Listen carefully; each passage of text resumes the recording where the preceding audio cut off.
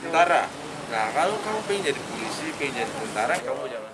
Polrestabes dan Polsek Seberang Ulus 1 Palembang mengamankan 20 remaja yang diduga akan melakukan tawuran dengan kelompok lain di kawasan 34 Ulu Palembang. Mereka terjaring razia polisi di titik rawan tawuran yang kemudian dibawa ke Polrestabes Palembang. Dari remaja yang diamankan, polisi menyita sejumlah sajam, bambu, kayu, bom molotov, petasan, dan botol kaca.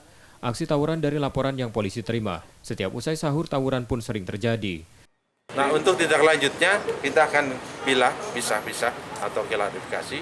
Kita inventarisir bahwa yang melakukan ataupun yang terbukti tindak pidana, yaitu yang membawa senjata tajam, kita kelompokkan, tentunya kita proses hukum. Dan kemudian yang lainnya yang ikut dalam pelaksanaan tawuran, kita akan lakukan pembinaan.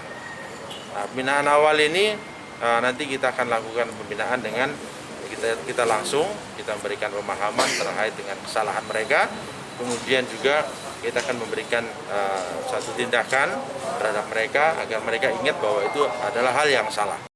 Remaja yang ditangkap didata dan diberi pembinaan oleh polisi agar aksi-aksi yang membuat khawatir warga lain tak diulangi kembali. Yudi Keswanto, Kompas TV, Palembang, Sumatera Selatan.